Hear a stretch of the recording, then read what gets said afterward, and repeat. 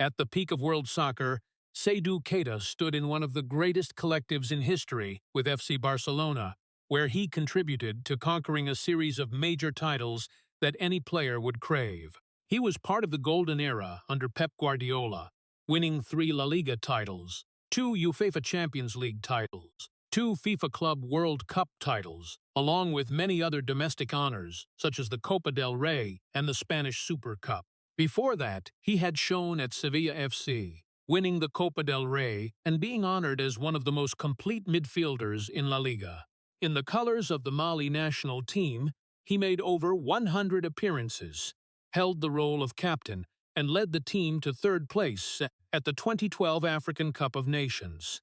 He was also awarded the title of African Young Player of the Year and was selected multiple times for the Continental Team of the Year. Those numbers, titles, and contributions were enough to etch his name into history, not as a lone star, but as an indispensable part of the greatest winning collectives. But behind those shining trophies was another story, quieter and much heavier. He was not the name being chanted, not the person standing at the center of the spotlight, but the one quietly filling the gaps so others could shine. He came from a place where soccer was not an easy path, left his homeland very early to step into a world that did not wait for him, was overlooked, doubted, and many times had to ask himself if he truly belonged there. Even when he had stood at the peak, he still had to accept the substitute role, accept being substituted, accept that his contributions would not be remembered. But he did not leave, did not complain, did not fight against that fate. He chose to stay, chose to continue fighting in silence. Because for him, value did not lie in being seen, but in keeping the whole collective from collapsing. And it was precisely in that silence that an enduring will was formed, needing no recognition, needing no glory, only knowing that he had done everything he could, even when no one saw it. Before we continue, please hit subscribe and leave a like. That is a simple way to remember a person who gave everything, but was never called by name. And if this story makes you pause for a second to think, stay with us, because behind that silence is a journey you have never truly seen. After those glorious moments where the lights of European stadiums once shone on major titles, Seydou Keita's journey led back to a place the world rarely looks at, Bamako of Mali, where there were no modern soccer academies, no brightly lit stands or dreams clearly shaped from early on, only red dirt roads, hard dirt fields, and a childhood that had to learn to grow up faster than normal. There, soccer was not a path to fame, but a way to forget the difficulties of each day, a fragile joy amid harsh reality. Keita grew up in a family that was not well off, where the value of life was measured by patience, discipline, and the ability to endure, where no one told him he would become a great player. No one promised that the road ahead would be wide open, only simple but deeply etched teachings that if you want to survive, you must try harder than others. You must accept things others cannot bear. That very environment quietly created a person not easily defeated, a will that needed no praise to continue, and a silence that later became his identity amid the noisiest stages in the world. Keita's early days playing soccer had no professional coach standing beside him, no scientifically designed exercises, only instinct, repetition, and falls on the hard, dry ground, where every fall was truly painful, and every time standing up there was no one to clap. He learned to control the ball in tight spaces, learned to challenge those stronger than him, and more importantly, learned not to give up even when everything around gave no reason to continue. But the older he got, the more he realized an unavoidable truth, a gap that could not be filled by effort alone, the gap between Africa and European soccer, where players were discovered very early, trained in the best conditions, given opportunities to develop systematically. Compared to them, a child from Bamako seemed to have nothing but desire and perseverance, 2 things no one guaranteed would be enough to open the door. That awareness did not make him stop but made everything heavier, because he understood that his path would be much more difficult, that every step would have to trade for more, that just one small mistake could end everything. And then a decision came, not noisy, but carrying the weight of an entire life, leaving his homeland, leaving his family, leaving everything familiar to step into a strange world where nothing guaranteed he would be accepted. That was not just a trip, but a bet, where the reward could be a completely different future, but the price could be losing everything, even the chance to return to the starting point. In that journey, fear was always present. The fear of being forgotten in a place where everyone was better. The fear that everything he tried would not be enough. The fear that he would become a name no one remembered. But alongside the fear was a small hope, a fragile belief that perhaps if he persisted long enough, if he did not stop, then something could change. And so Keita walked, not carrying the confidence of a star, but carrying the silence of a person who understood he had to start from zero, had to fight in a world that did not wait for him, did not favor him, could only accept or eliminate him. The first steps on that journey had no lights, no applause, only a vast emptiness ahead, and a question without an answer, whether a person from a place the world had never noticed could force the world to stop and look at him, or would forever pass like a name that had never existed. The first steps on that journey did not lead straight to the light, brought Seydou Keita into a completely strange world, where everything happened faster, harsher and colder than anything he had known. And when the opportunity came with Olympique Marseille, it carried both expectation and pressure that a young man from Bamako had never faced. Marseille was not just a club, but a symbol, a place where dreams could come true, but could also be crushed in a single moment. And Keita stepped into it with the hope that this would be the place he proved he deserved it, that the harsh years at home were not meaningless. But reality was not like what he imagined. Because in an environment where every player was talented, where every position had fierce competition, he was not the one prioritized, not the name the coach thought of first, and gradually he realized that opportunity did not come just because he deserved it, but also because others were willing to give it. The first days passed in silence, training sessions happened regularly, but without attention, without praise, without any sign that he was getting closer to the starting lineup, and that created a feeling hard to name, not a clear failure but a faint existence, where you were present but not truly seen. He trained more, tried harder, repeated every movement, hoping someone would notice, that a small opportunity would appear, but each passing day felt like a reminder that he was still standing outside the door. No one said outright that he was not good enough, but everything around showed it, from not being registered to play to only appearing in unimportant matches. And even when on the pitch, he did not have enough time to make a difference. In a world where everything was measured by moments, by goals, by decisive plays, not having opportunity meant not existing, and Keita began to understand that talent was not enough to guarantee a place. That effort was not always rewarded. Training sessions became longer, heavier, not because of intensity, but because of the feeling of being left behind.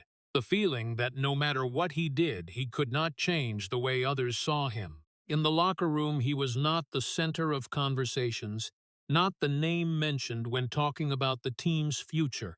And gradually, he became part of the background, a person present to fill the list rather than to create a mark. There were nights when the silence became too great, when all thoughts began to pile up, when questions about self-worth could no longer be avoided, when he asked himself if everything he had traded for would lead to anything, or was just a journey wrong from the start. But even in those moments, he still continued, still went out to train the next day, still did the things no one saw, because stopping meant accepting failure. And that was something he was never ready to do. However, perseverance was not always enough to change reality, and when the season passed without change, when opportunities remained only unfulfilled promises, a decision gradually became unavoidable. There was no big conversation, no formal farewell, only a quiet departure when he realized he did not belong there, that if he stayed he would continue to be trapped in a loop with no escape. Leaving Marseille was not an announced failure, but a quiet admission. that sometimes you have to leave, not because you want to, but because there is no other choice. There were no newspaper headlines, no words of regret, no one really noticed that a player had just left the team without leaving a trace. And that was perhaps the most painful part, not the lack of success, but leaving without anyone realizing you had been there. But it was precisely in that silence that something else began to form, not despair, but a greater toughness, a determination no longer dependent on others' recognition, a will built from the times of being overlooked, from opportunities denied, from the feeling of not belonging anywhere. And when he stepped out of Marseille, he carried no fame, no achievements, only one thing: the clear understanding that if he wanted to exist in this world, he would have to create his own path, even if no one saw it, even if no one believed that path existed. The steps leaving Olympique Marseille did not take Seydou Keita to a brighter place but only to another reality, where there was no longer the pressure of the lights but also no promises about the future. And when he set foot at FC Lorient and then RC Lens, there was no feeling of a fresh, enthusiastic start, only a continuing quiet, as if his journey was not about moving forward, but about trying not to fall behind. At those clubs, there were no big headlines, no giant stages, no expectant eyes following every run, and that was both a release and another form of loneliness, because when no one looked, every effort became invisible. He played regularly, performed consistently, fulfilled his role in every match, but that consistency was never enough to draw media attention, never enough to turn him into a story worth telling, and gradually he became a familiar name to those inside the club, but completely unknown to the rest of the world. There were no praising articles, no highlight clips shared widely, only matches passing, and a person always present there, doing what was necessary for the team to function, but never the center of anything. His role was not the one deciding the match with a moment, but the one ensuring the match did not fall into chaos, the one who ran more, challenged more, filled the gaps others left. And precisely because those things were not easy to see, they were also not easy to record. There were days when he left the pitch, without a name mentioned, without a special handshake, without the feeling that he had just created something memorable. And the repetition of days like that created a quiet fatigue, not physical, but about the feeling of existing. But in that very repetition, something else was gradually forming, not noisy, not clear, but persistent. That was development. Through each season, he became stronger, not only physically, but in reading the game, in movement, in controlling rhythm, things that could not be measured by numbers, but determined the stability of the whole team. He learned to play simply but effectively, learned to appear at the right time and disappear at the right time, learned to become part of the system instead of trying to stand out from it. And that very thing made him a player coaches could trust even if fans did not know him. Each season that passed was a small step forward. Not enough to change the way the world saw him, but enough to change the person inside him, turning him into a steadier version, harder to shake, less dependent on recognition. There were times when big opportunities still seemed very far, when other players were mentioned, transferred for high fees, attached to big expectations, while he remained there, continuing his work without any guarantee that it would lead to anything. Perseverance in that situation was not easy, because it was not nurtured by encouragement, but had to exist on its own, with a very personal belief that even if no one saw it, what he was doing still had meaning. And that very belief kept him there, day after day, season after season, in a journey where most of the time nothing standout happened, but still demanded a perseverance not everyone could maintain. When viewed from the outside, it was just ordinary years, with no climax, no major events. But for him, those were the years that shaped everything, where he learned to exist without needing recognition, learned to continue without needing to be named, learned to build his value from within instead of waiting for it to come from outside. And perhaps it was precisely in those years when no one was watching that a solid foundation was formed, a foundation strong enough that later when a real opportunity came, he not only seized it, but could stand firm in a world that had once not accepted him. The quiet years at FC Lorient and RC Lens did not bring Seydou Keita the lights, but gave him something more lasting. A foundation only those who had gone through silence could understand. And when the opportunity came with Sevilla FC, it was not a dazzling leap but a door opening with caution, where he stepped in not as a star but as a person ready to do everything to survive. At Sevilla, everything began to change, not immediately, not with a moment that made the whole world pay attention, but through accumulation, little by little, match by match, touch by touch, small decisions that gradually created difference. He was not just a rhythm-keeping midfielder, but began to appear more in important positions, participate in attack, score goals from the second line. Goals not flashy, but always timely, always necessary, and that very thing made his role clearer in the eyes of those who truly followed the matches. His all-around playing ability began to take clear shape. He could challenge, recover the ball, distribute, and when needed advance to finish. A type of player not easy to fit into a specific mold, but suitable for many systems. Coaches began to trust him more, not because he created moments that made fans stand up, but because he helped the team not collapse, a form of value not easy to see, but always clearly felt from within. Through each season, the name Seydou Keita was no longer completely unfamiliar inside La Liga. Teams began to notice his presence. Opponents understood he was not someone to overlook. And though the media still had not given him much attention, a quiet recognition was forming, not noisy, but enough to change his position in the soccer world. But it was precisely at the moment when success began to appear more clearly that a familiar feeling returned. The feeling that everything was still happening in silence. That even though he had advanced much farther than the early days in Bamako, he was still not the story the world wanted to tell. His goals did not become big headlines. His consistent performances were not mentioned as memorable moments. And even though Sevilla achieved positive results, his name still only appeared at the back, like a small detail in a larger picture. There was a paradox existing in this period, that he was reaching one of the best versions of himself, but the recognition he received was still not commensurate with what he had done.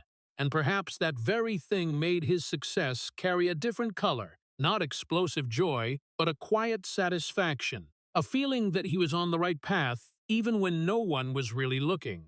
But then those seemingly small things led to a big turning point, an opportunity he could not imagine when he was a boy in Bamako, when one of the greatest clubs in the world began to notice him.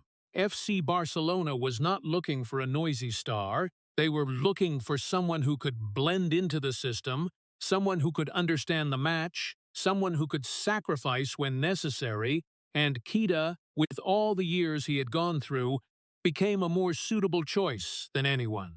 That opportunity did not come with show, with no shocking headlines, but it carried a weight he understood better than anyone, because he knew this was not just a step in his career, but a completely different challenge, where he would have to face the best players in the harshest environment, where every mistake was exaggerated and every small contribution could be overlooked.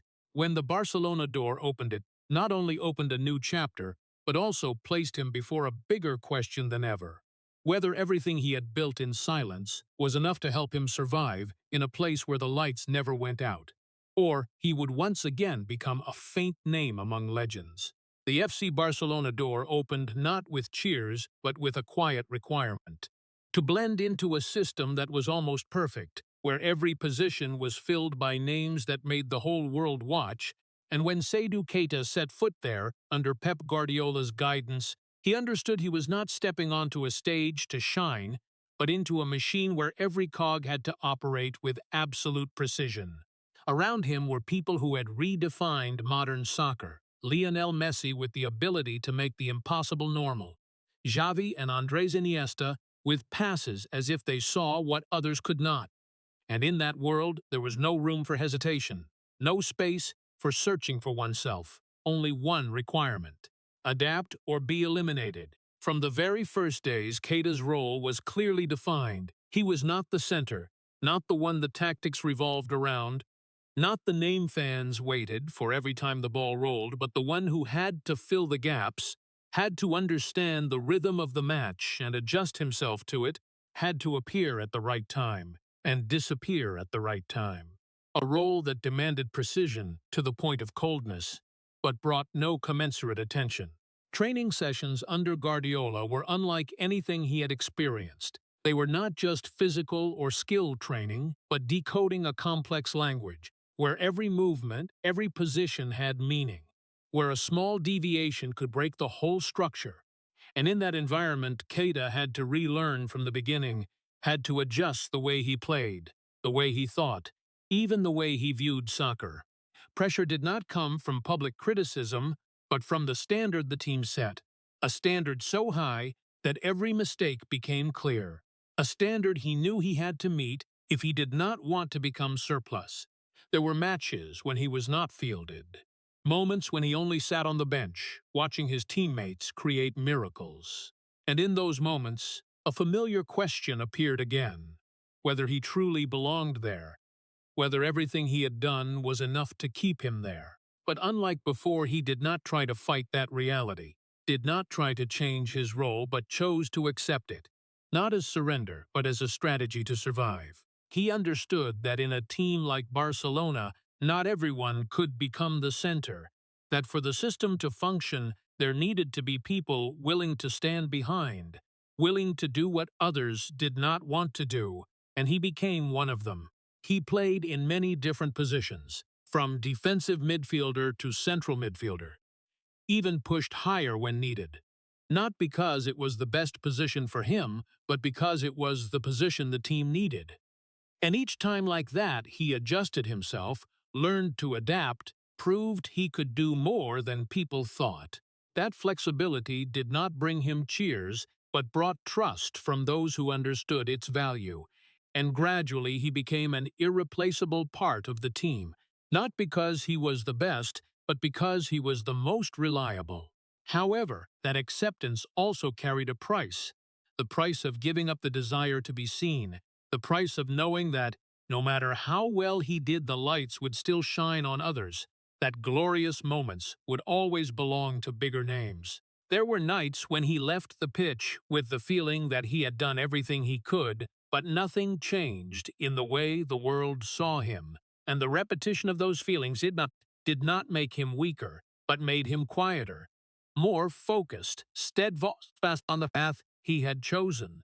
In a world where everyone wanted to shine, he chose to become the one keeping that light from going out, and that very choice, though not spoken, defined his entire journey at Barcelona, a journey not built on explosive moments but on small details, unrecorded contributions, but the foundation for everything else to exist.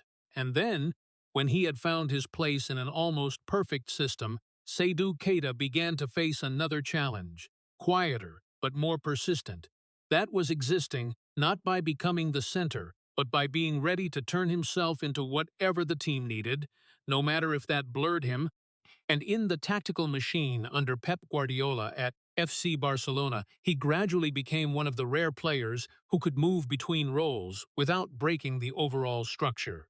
There were matches when he started as a defensive midfielder, dropping deep to recover the ball and shield the defense.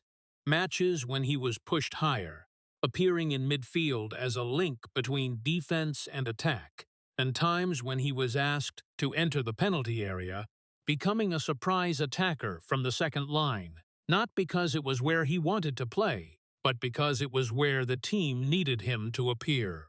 That constant change demanded not only physicality, but the ability to read the match, the ability to accept not having a fixed role, not having a position to build personal fame, and it was precisely in that flexibility that a form of sacrifice began to form, not noisy, not mentioned, but present in every minute he was on the pitch. There were matches when he played the full game, completed every tactical requirement, but when the match ended, his name did not appear in the discussions. No one mentioned the quiet movements that had helped the team maintain the structure, and there were other matches when he was substituted midway, not because he played badly, but because the tactics needed an adjustment, and he was the most suitable person to make way. In those moments, when stepping off the pitch without a clear explanation, when watching teammates continue playing under the lights, a familiar feeling returned. The feeling that he was doing everything right, but was still not the one kept until the end. However, unlike the days at Marseille, he no longer sought answers from outside, no longer waited for recognition to define his value, but gradually accepted that his role did not lie in being seen, but in ensuring others could shine. He did not react when not fielded, did not show disappointment when sitting on the bench in big matches, did not reveal any sign of dissatisfaction. And that silence was not resignation but a conscious choice, a way to keep his mind from being disturbed in an environment where everything could change very fast. Putting the success of the collective above the individual was not a slogan he spoke, but a principle he lived by every day. In every training session, every match, every small decision, no one noticed. When the team won, he stood with everyone lifting the trophy.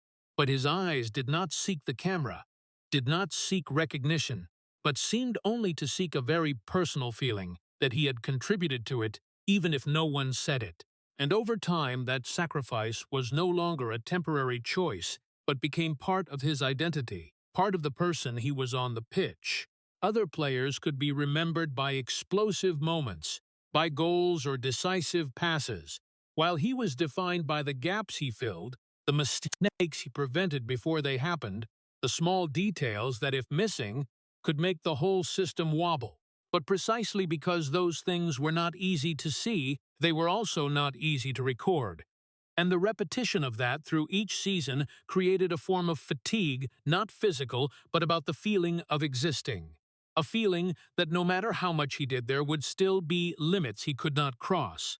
Not because of lack of ability, but because his role was not designed to cross those limits. Nevertheless, he did not change, did not try to become someone else, did not seek to demand more than what he was given, but continued on the path he had chosen, a path that did not lead directly to the light, but kept that light existing. And perhaps it was precisely in that steadfastness, in accepting sacrifice without needing recognition, that Seydou Keita became an irreplaceable part of FC Barcelona, not as a star but as a foundation, something no one saw when everything stood firm but would immediately notice when it disappeared. The seasons passing at FC Barcelona gradually became the most brilliant chapters of modern soccer, where every match was not just a competition but a performance that made the whole world watch. And in those moments, names like Lionel Messi, Xavi, Andres Iniesta gradually became symbols not only of the club but of an entire generation, people whose every touch was analyzed, every movement honored, every victory tied to their image as central characters in a perfect story. And amid all that, Seydou Keita was still there, not on the edge of the pitch, but right in the middle of the match, participating in every play, appearing in important moments, but standing outside the story the world was telling.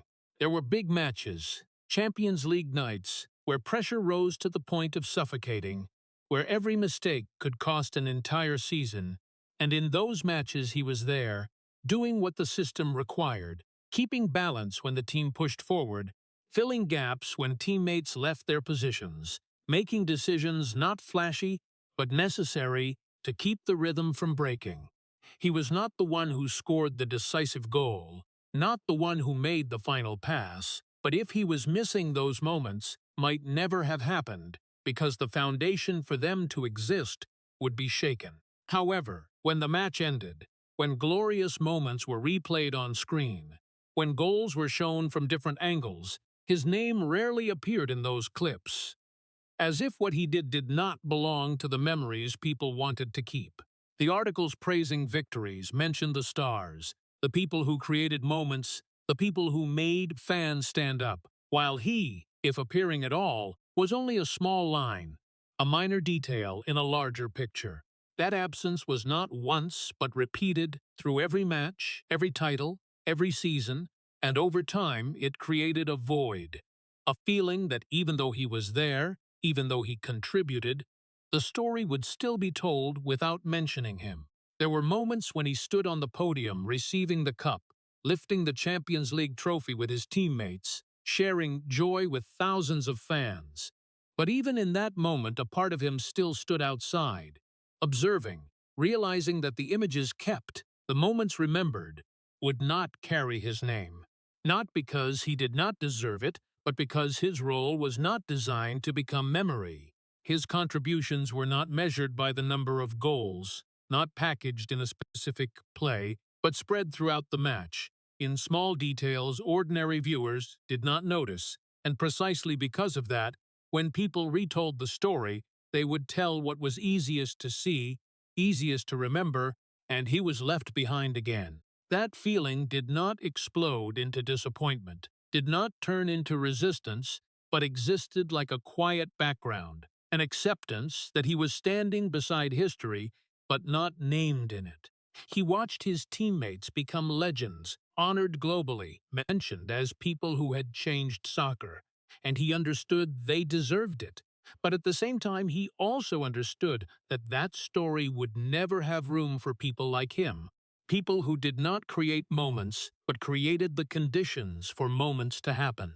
And in that awareness, a quiet pain formed. Not the pain of lack of success, but the pain of not being seen, of knowing that what he did was necessary, but would never be remembered in the way others were remembered.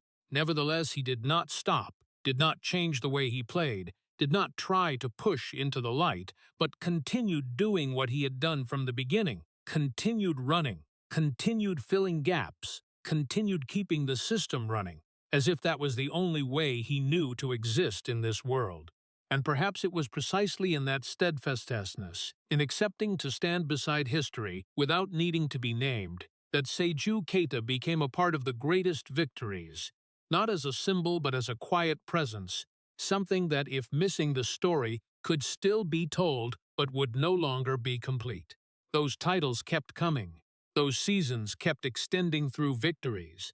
And Seydou Keita was still there, still playing in one of the strongest collectives in the world, still contributing to keeping the rhythm of FC Barcelona from falling apart amid the most tense matches. But the longer he stayed at the peak, a different feeling became clearer, the feeling that his presence was gradually fading in the eyes of the public, not because he was playing worse, but because the way the world looks at football leaves no room for people like him. He continued to take the field, continued to complete his tasks, continued to maintain a rarely seen stable form, but the stories told after each match did not mention him. The big headlines did not carry his name. The debates did not revolve around him, and gradually, a gap formed between what he did and what the world recorded. While teammates like Lionel Messi, Xavi, or Andres Iniesta were constantly honored, awarded individual titles, and written into the great rankings, he had no standout individual titles to prove his value in a way the world could understand. No Ballon d'Or, no Best Player awards, no numbers that made people stop and look. And in an era where everything is measured by clear metrics, that absence made him hard to grasp, hard to define, and therefore easy to overlook. The media continued to revolve around the stars, stories about talent, about shining, about decisive moments, and in that flow, a player like Keita, who did not seek moments but only sought to keep the match from breaking, had almost no place. Post-match analyses might mention him briefly, as a supplementary detail, but rarely went deep, rarely stopped long enough to understand what he really did on the pitch. And over time, that absence existed not only on paper, but began to seep into public perception. Fans remember the goals, the assists, the moments that changed the match, while what he did, because it was not easy to see, was gradually pushed out of the collective memory. There is a painful paradox in that he was playing in one of the greatest teams in history, contributing to victories that the world will remember forever. But he himself was not kept in that memory, as if he was only part of the background, a necessary element, but not important enough to be mentioned. That fading did not happen immediately, but occurred gradually, through each match, each season, when his name appeared less in discussions, when his image was no longer searched for, when other players took all the attention. And he, though still there, gradually became a name that people no longer thought of first. That did not make him stop playing, did not make him change his approach, but it created a prolonged silence, a void that he had to fill himself with his own will. Without widespread recognition, without encouragement from outside, he had to find reasons to continue, had to remind himself that what he did still mattered, even if no one said it. There were nights when he left the field with an empty feeling, not because the team lost, but because victory did not bring a complete feeling, knowing that his role would not be remembered, that what he had just done would quickly disappear from others' minds. But the next morning, he still returned to the training ground, still repeated what he had done, still maintained the stability the team needed, as if that silence could not touch him.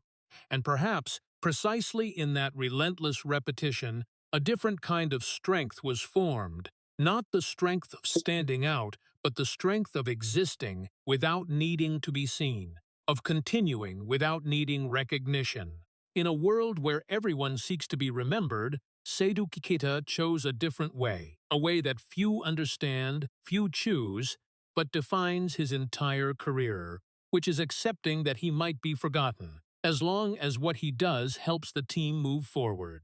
And that acceptance, though unspoken, became the most silent pain, because it had no explosive moment, no clear ending, but stretched throughout his career, like a small echo that never disappears, reminding that sometimes the hardest thing is not failure, but continuing to fight while the world has stopped looking at you for a long time. That prolonged silence finally led to a moment without drums, without lights, only a decision made in silence, when Seydou Keita left FC Barcelona after years of dedicating almost everything he had, not in a tearful farewell ceremony or a match organized to honor him, but in the normal movement of the football market, where a player comes and goes as part of the rules. And for him, that departure carried a familiar and heartbreaking feeling. The feeling that even when leaving one of the greatest teams in history, his presence was still not enough to create a significant silence. There were no highlight video compilations, no long articles recounting his journey, no words of gratitude echoing from the stands, only a brief announcement, a change in the squad list, and then everything continued as if nothing had really ended. For many, it was just a transfer, a reasonable step in his career, but for him, it was the end of a long chapter that he had lived with all his perseverance and sacrifice. And the fact that that chapter closed without commensurate recognitions created a void hard to name. Not an explosive regret, but a silent disappointment, as if a part of his life had just passed without leaving a clear trace. When stepping out of Barcelona, he did not carry praises, did not carry the image of an icon, but only carried memories of matches, training sessions, moments when he knew he had done everything he could, even if no one really saw it. His next destination was no longer the biggest stages, but other paths, where the lights were no longer as bright as before. When he wore the shirt of Dalian Erbin, then Valencia CF and AS Roma, places that gave him the opportunity to continue playing, but were no longer the center of global attention. There, he still did what he had always done, still played with discipline, still maintained stable form, still the player coaches could trust, but the context had changed.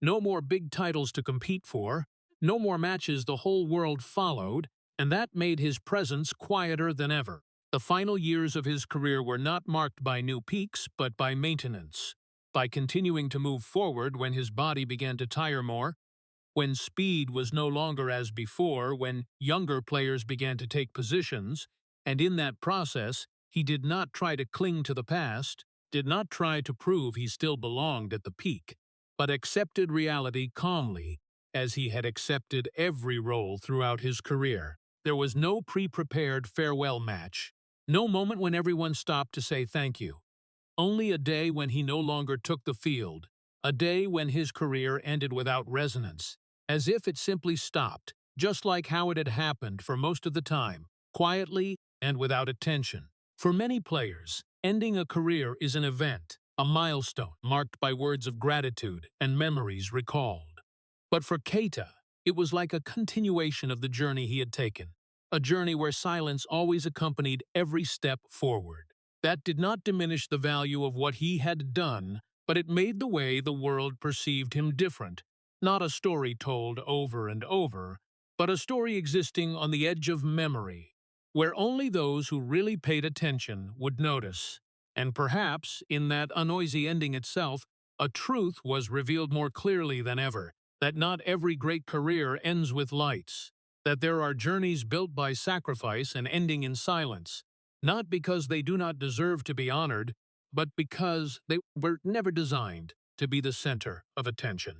But even when the biggest stages of Europe gradually receded behind, when the lights no longer shone directly on every run, Seydou Keita still had a place he could never leave, a responsibility not tied to contracts or titles, but tied to his roots, to the red dirt roads where he began, to a country the world rarely mentions when talking about football.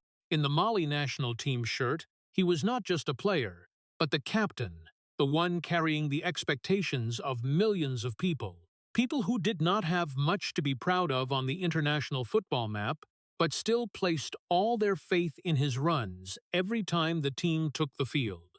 Unlike matches at FC Barcelona, where everything was perfectly prepared and millions followed, Mali's matches took place in a completely different context. Fewer cameras, less attention, fewer in-depth analyses, and sometimes seemed not to exist in the main flow of world football. But precisely in that absence, his role became heavier because there was no one else to carry it, no one else to lead, and he became the anchor, not only technically but also spiritually, for younger teammates, those who looked to him as proof that the path from Mali to the peak was not impossible. Being captain was not just wearing an armband, but stepping up in the most difficult moments, when the team was trailing, when faith began to waver, when everything became chaotic, and in those moments, he did not need big words, did not need showy actions, but just needed to keep playing, keep moving, keep showing a steadfastness that others could hold on to. The tournaments he participated in with Mali were not always noticed, not always widely broadcast, and even when the team achieved positive results, like finishing third at the African Cup of Nations 2012, it did not create big waves in international media, did not make him a more widely mentioned name. But for people back home, those who followed every match, every ball touch, his value did not need confirmation from the outside world, because they saw in him not just a player, but a symbol of perseverance, of not giving up even when everything was not on their side. He inspired not through words, but through his own journey, through becoming one of the few who had stepped out of the initial environment's limits and returned to support others. Young players looked at him and saw a path, not an easy path, not a ready-made path, but a path that required perseverance and acceptance that they might never be recognized by the world the way big stars are recognized. And in that, he became a bridge between past and future, between vague dreams and possibilities that could become reality. However, like most of his career, what he did for the national team did not receive commensurate attention from outside. No big media campaigns, no stories retold many times, and that created a clear contrast between his importance to the country and his fading in the eyes of the world. There were matches where he played with everything he had, leading the team through difficulties, but afterward, what remained was just a result recorded somewhere, with no deep analysis, no widespread praise. His dedication existed like an underground stream, strong but unseen, and precisely because of that, it was easy to be overlooked by those who did not really pay attention. But that did not change his approach, did not make him reduce his efforts, because for him, that responsibility did not come from being seen, but from knowing that he could make a difference for those who had once stood in his position. And perhaps, in carrying a country the world did not look at, In continuing to fight without needing recognition, Seydou Keita had found a different kind of meaning. Not in lights or titles, but in becoming part of something bigger than himself. Something that, though not widely recorded, still existed persistently in the hearts of those who understood its value. But then, like every other journey, there came a time when the body began to speak, when the runs were no longer as light as before, when breathing became heavier after each challenge, and Seydou Keita understood that football, which had defined most of his life, was also gradually leaving in an irreversible way. The final years of his career did not come like a sudden fall, but came very slowly, very quietly. Through each match where he felt the difference more clearly, through situations he could handle easily before, but now needed an extra moment, through training sessions where his body no longer responded as quickly as before. There was no clear sign to indicate that this was the time to stop, but there was an undeniable change, a feeling that he was no longer the version he once was, and that was not failure, but a natural part of time. His playing time began to decrease gradually, not because he no longer had value, but because football always moves, always makes way for younger, faster, stronger people. And he, who had once accepted a behind-the-scenes role to help the team operate, now once again accepted another role, the role of gradually stepping back, making space for the next generation. There were matches where he no longer took the field. There were moments when he only stood outside, watching the match happen without his participation. And that feeling was not like previous times on the bench, because this time it carried the awareness that this was no longer temporary, that this was an inevitable transition. But even in those moments, he did not react, did not express public regret, did not try cling to his position in any way, but continued to maintain the silence that had followed him throughout his career. A silence not because there was nothing to say, but because he had chosen acceptance. There was no pre-prepared farewell match, no ceremony where everyone stopped to say thank you, no career highlight videos shown on big screens, only a day when he no longer took the field, a day when his career closed the way it had happened for most of the time, quietly and without attention. For many, that could be an incomplete ending, an ending not commensurate with what he had contributed, but for him it seemed natural, as if his journey had never been designed to end with lights, but with a silence. When he left the pitch, there was no big change in the way the world operated. Matches continued, seasons continued, new names continued to appear and be mentioned, and that made clearer a truth he had always known, that football, like life, does not stop for anyone.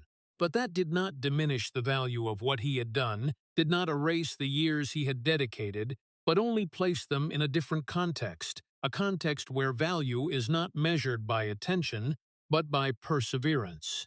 A journey ending without noise does not mean it is not memorable, but only means it is not told the way the world usually tells great stories. And perhaps, precisely in that silence, a different kind of ending was formed, not a clear full stop, but a transition, where he left the pitch, but did not leave what football had created in him, carrying everything he had been through, from the days in Bamako, the times being overlooked at Marseille, the quiet years at Lorient and Lens, the quiet glorious moments at Barcelona, and all of that came together into a story without noise, but complete in its own way. After leaving the pitch, when matches no longer defined every day, Seydou Keita's life did not move to a noisier phase, but on the contrary, became quiet in exactly the way his entire career had unfolded. No lights, no cheers, just a slow rhythm of life that he seemed to have always belonged to. Returning to family was not a sudden change, but a return, a closed circle, when he went back to the values that had nurtured him from the early days in Bamako, where family bonds did not need to be expressed through grand things, but existed in the simplest things, in presence, in time spent together, in moments that before he had to miss because of football.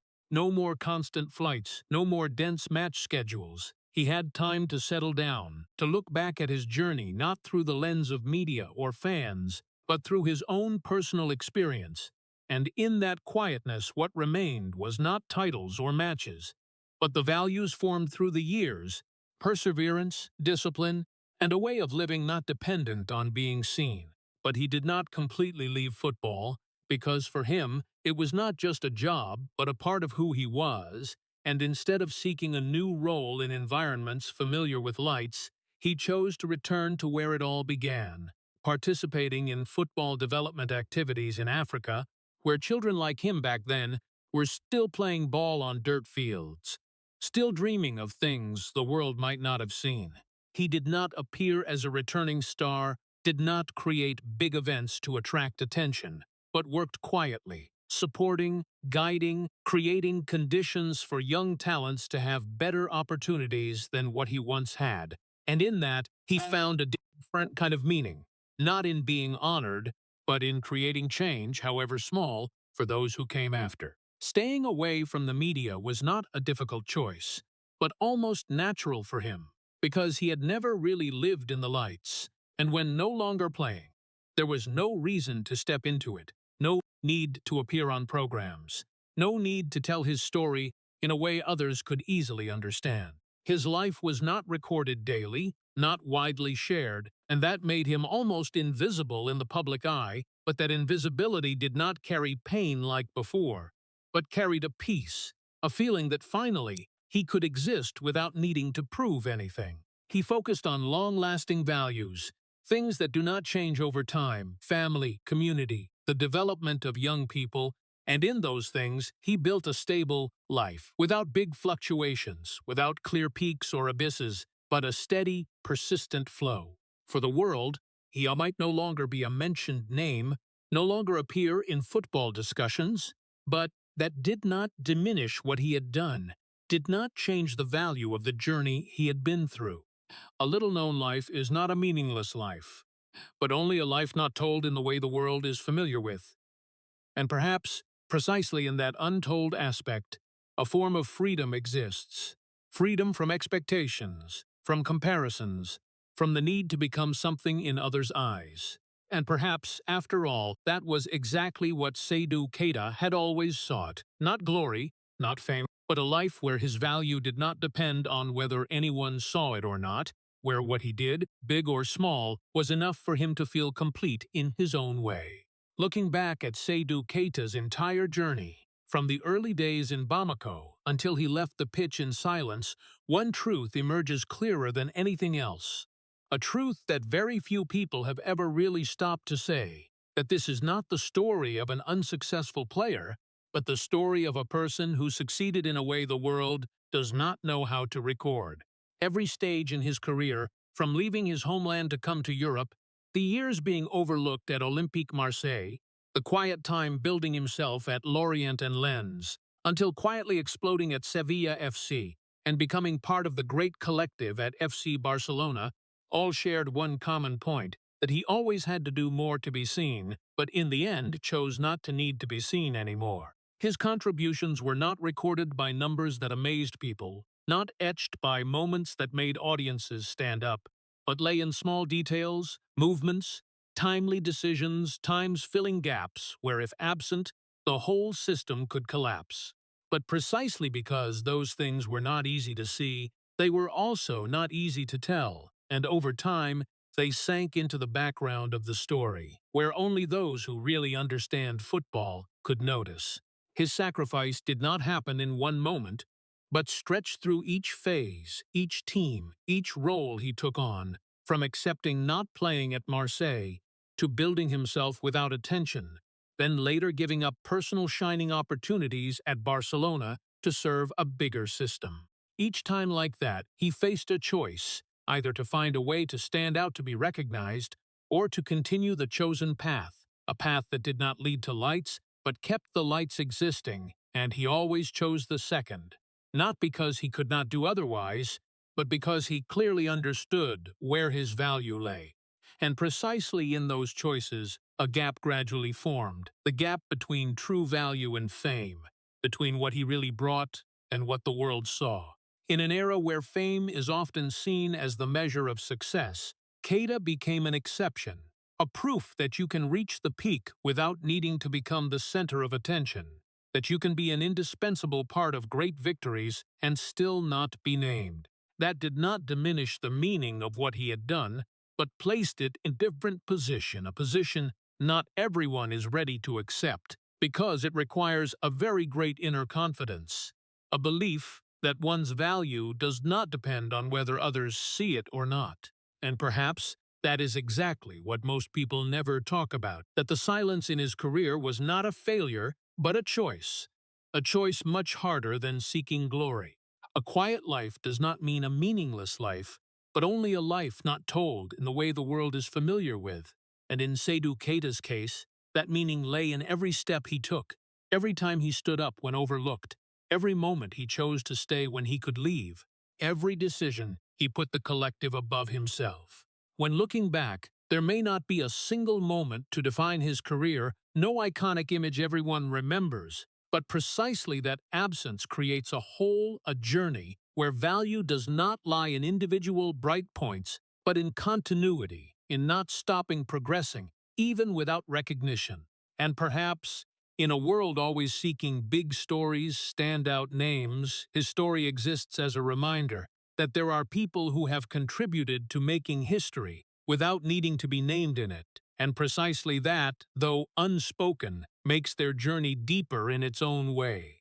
And when everything has passed, when the playing years remain only in memory, when the world continues forward with new names, new stories, Seydou Keita's role in big teams gradually emerges clearer, in a way few recognized before, not like a main character told in every moment, but like a core part that kept everything standing firm. At FC Barcelona, among people who defined an entire era, he was not the one scoring decisive goals, not the one creating plays that made the whole world stop, but he was the one ensuring those things could happen, the one keeping the rhythm from breaking, the one willing to step back one step so others could advance two steps. And precisely in that role, an image gradually took shape, not the image of a star, but the image of a player who always put the collective above himself, a person who understood that his value did not lie in being seen, but in making others able to shine. In a world where everything often revolves around the individual, where everyone seeks a moment to affirm themselves, his choice became different. Not because it was easy, but because it required a renunciation not everyone could accept, renouncing the chance to be named, renouncing the possibility of becoming an icon, to exchange for a less noticed but decisive role. And from that, the value of those standing behind began to be perceived differently, not like supplementary details, but like indispensable elements, foundations without which everything above could not exist. Young players, especially those from circumstances like his, look at that journey and see a different path, a path not dependent on becoming the best in the way the world defines, but becoming the most necessary in the way the team needs.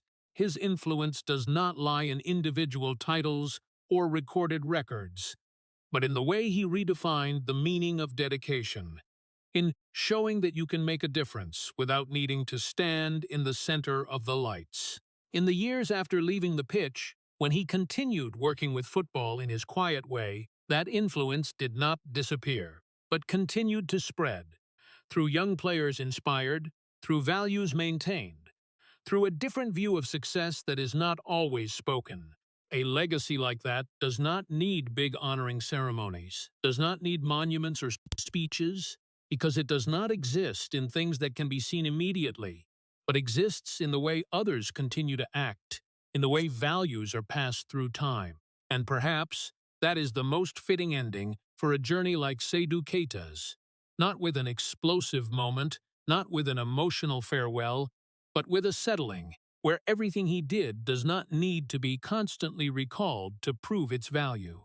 Because in the end, though not the most honored person, he was still one of the reasons the teams he wore the shirt for could win, and in a world where lights often shine only on a few names, his story stands as a quiet reminder that sometimes the most important people are those never called by the biggest names. Seydou Keita's story leaves a very quiet sadness. Not because he failed, but because he succeeded in a way the world does not know how to record. When looking back at the journey from the days forgotten at Olympique Marseille, where he was not given opportunities, to the quiet years at Lorient and Lens, then reaching the peak with FC Barcelona but still standing behind the halo of Lionel Messi or Xavi, one cannot help but feel heartache for a person who did everything, but was rarely called by name. His pain did not lie in a big event, but in the repetition of being forgotten, from times not playing, times substituted for tactics, to leaving Barcelona without a worthy farewell, and even retiring in silence. But precisely in those details, his value emerges clearest. He was the one keeping the system operating, the one filling gaps, the one sacrificing his personal role for the collective to win, and that is a form of greatness not everyone has the courage to pursue. For American audiences, where culture often honors outstanding individuals and brilliantly successful stories, this story brings a different perspective, that not every value needs a spotlight to become meaningful. In real life, many people are in positions like Keita, working hard, making important contributions, but not always recognized. And that does not make their value smaller. The biggest lesson here is not to try to be seen at all costs, but to understand one's role and do it completely. Because sometimes, the people not mentioned the most are precisely the ones keeping everything from collapsing. If Seydou Keita's story makes you reconsider the value of silent people, please hit subscribe and leave a like as a way to appreciate contributions that go unnamed. Thank you for listening, and see you in the next video, where we continue to explore stories behind the halo that the world often forgets.